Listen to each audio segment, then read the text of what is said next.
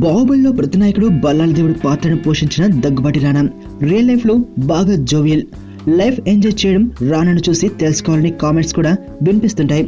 అయితే తనేవో పెద్ద ఫ్యామిలీ నుండి వచ్చిన హీరో అయినా అలాంటివేమీ లేకుండా అందరితోనూ కలిసిపోవడం రానా స్పెషాలిటీ. వివాదాలకు వీలైనంత దూరంగా ఉండే రానా ఇప్పుడు కోర్టు కేసులో ఇరుక్కున్నట్లు తెలుస్తుంది. కోయంబత్తూరుకు చెందిన ఓ సోషల్ యాక్టివిస్ట్ రానా ప్రకాష్ రాజులపై అక్కడి కమిషనర్ కు ఫిర్యాదు చేసినట్లు తెలుస్తుంది. పి ఇలగోవన్ అనే ఈ సామాజికవేత్త ఈ సినిమా స్టార్లు ఇద్దరు రమ్మి ఆడమని ప్రోత్సహిస్తున్నారని కేసులో వివరించాడు. ప్రకాష్ రాజ్ బాహుబలి ఫేమ్ రానా దగ్గుబాటులు వెబ్సైట్ల ద్వారా గ్యాంబ్లింగ్ ని ప్రమోట్ చేస్తున్నారు. ఇవి టీవీలో కూడా ప్రదర్శితమవుతున్నాయి. వీరు ప్రచారం చేసే సైట్లతో పాటు మరికొన్ని వెబ్ పోస్టర్స్ కూడా బెట్టింగ్స్ కు పురిగొల్పుతున్నాయి అంటూ కోయంబత్తూరు కమిషనర్ కు ఫిర్యాదు చేశాడు ఇలగోవన్. బెట్టింగ్, రమ్మీ, గ్యాంబ్లింగ్లపై నిషేధం ఉండడంతో తమకు అందిన సమాచారంపై విచారణ చేపడుతున్నారు కోయంబత్తూరు పోలీసులు. ఒకవేళ కేసు నమోదైతే బల్లాల దేవుడికి తిప్పలు తప్పకపోవచ్చు.